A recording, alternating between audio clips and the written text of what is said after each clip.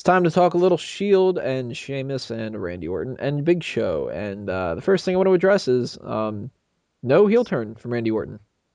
We No. kind of all were Well, expecting that. actually, No, actually, I wasn't. he kind of played the heel role a little bit. Well, everybody, when he did that tag, they were like, here's the heel turn. Oh, okay, all right. And then we were like, oh, Big Show's returning heel, kind of like that. But he never officially It wasn't turned really face. expected. Yeah, Yeah. that was just kind of awkward. But everybody in my section pro Shield, myself included, because I figured, what the hell? As much as I'll run down that this whole three random people thing, at the same time, I want the Shield to not only like have a better storyline, but I want them to look good. Tony, believe in the Shield. Yeah, you Like, don't want them losing, obviously. like I'll say in the captions here, I believe in the Shield members. I don't believe in WWE creative when it comes to Stigmata. the thing with the Shield match though that I really liked out of kind of like all the highlights of that was they didn't make anybody on this other team of the Sheamus, Randy Orton, and Big Show.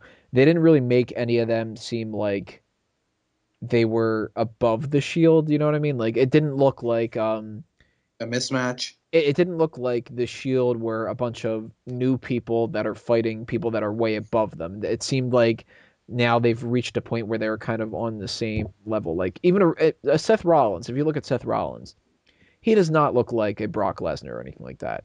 So to have him do moves against Sheamus and Randy Orton and they kind of go along with it, it's kind of like if you were having a Big Show match against like what's a good like maybe like an Edge where you're like really they've built these guys up as like incredibly dominant, powerful guys, and then Dean Ambrose and Roman Reigns. It's not just Roman Reigns that's able to fight them. You know what I mean? Yeah, I don't understand. Like, everyone always complains, create new stars, create new stars. You just said that they've elevated these guys to seem like they're on that level, and you have a problem with it? I have a problem with how they're doing the storyline. That's what I the problem with. I think that they are talented guys, and I think that by Isn't getting big sheer, victories important, though? yeah, but by sheer victories and by continually being on WrestleMania card and everything else like that, that's the whole thing that's happening. It's nothing from creative. It's kind of like how if creative will give the Red Rooster gimmick to somebody, and if they're talented enough, they'll get over anyway. Like that type of thing. I got that. I mean, what? Yeah, exactly, Tony. Totally. Yeah, like that's the thing that I keep. Well, based on WWE's creative track record, maybe it's a good thing they're not getting too involved with it. Yeah. Maybe. I mean, they could have put a bigger storyline, like written storyline behind this, and it could have been worse. But well, yeah, perhaps it would have made it too cheesy and lame. Like perhaps it's just the fact that they're just these three badass dudes coming down dressed in black. Maybe that's enough. Maybe. I mean, that's kind of one of those things that we can't really like figure out without having already seen it. Then we could always just play like hearsay and all that. But that's the thing. I wish that the Shield had more of a storyline than just now we're gonna have like three empty spots, and now we're gonna fill it with Daniel Bryan, Kane, and Undertaker this month, and then the month afterward we're gonna fill it with John Cena and Zack Ryder and Santino. Like it's just I don't want to see that. That's the thing is. It's not going to happen like that. I believe that these guys are going to be going into the tag team division. We've seen what's happened on Raw. There's been spoilers on SmackDown as well that these guys are building up a feud with Daniel Bryan and Kane. So we'll see how that goes. Reigniting a feud. But the one thing that sort of boggled my... kind of confused me on this match was that the Big Show was stripping everybody of their like clothes. Well, I understood why. Yeah, Sheamus did it too. And Sheamus got winded why. when he was doing that second 10-pound. Yeah, the first one was like spot on 1, 2, 3, and then the next one was like 1, like, 2, 4, 5. 3. I leave it at 5. I think we can all be in unison and say thank goodness the world title match did not open the show for the third year in a row. Oh yes, I'm actually happy about that. I was a huge advocate on the fact that I hate having world title matches opening WrestleMania or any pay-per-view to that fact. So I'm glad. Surprised that it was the Shield though. I really Yeah, thought I was surprised about that. I was expecting that to be later on in the show. I was with you on that one. Tag titles. It was still a tag match. It was high octane. I think it was a perfectly fine one to open the show. Also, props to Anthony. I believe you're also the one who called out them making a reference to having the first match be involved with the last year's first match of 18 seconds. Only it wasn't Daniel Bryan. They pointed out what it was with Sheamus. But then, of course, they had the whole reference to Daniel Bryan later. Yeah. I mean, they did it twice instead. You know what I was disappointed about? I don't know where the Shield came out of, but I was on a side that looked like it would have been the perfect side. I was on the They came out from underneath you. Yeah, that's the thing. I was just like, ah, damn it! Where you were was basically where the wall is when it's a football game, and they came out of, I guess, where like the football players would from the locker room. They have what they have at MetLife Stadium behind the home benches. They have like club seating behind there. That's like super duper uber expensive. When their music came, I'm sitting there going, oh my god, they're gonna pop up from right, because I was like literally like right in a spot that I thought would have made perfect sense.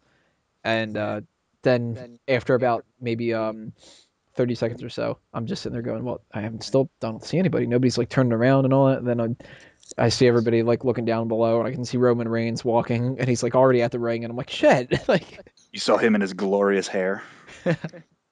Or it might have been a chick, I don't know. That man is attractive. That's all I'm saying. I'm not a gay man, but he wouldn't mind. That dude is handsome as fuck.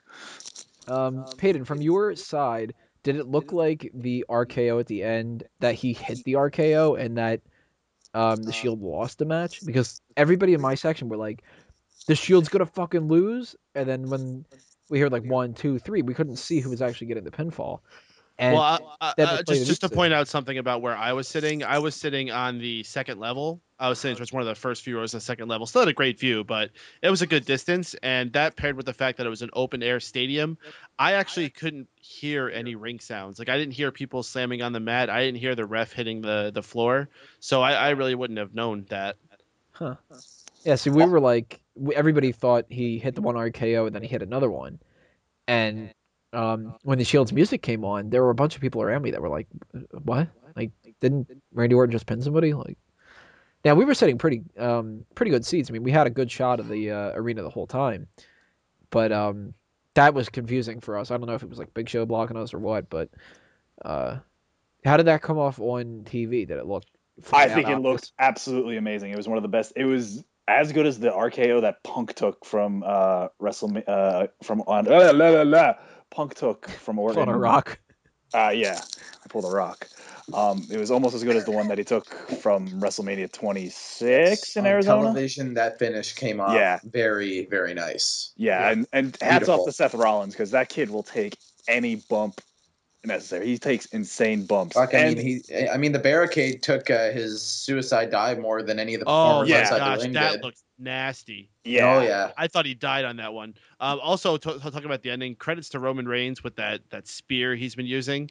I think it's the nastiest spear in the company right now. It looks better like than Caitlin's. Gore! Well, yeah, better than Caitlin's. So, any last thoughts on this match, anybody? Very good opener. Got me into the show.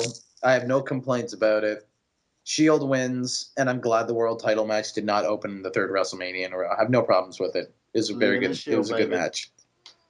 Yeah, Big Show also had an excellent spear. I want to point that out when he interrupted them during that 3-man powerbomb they do. Basically, took out Orton at the same time.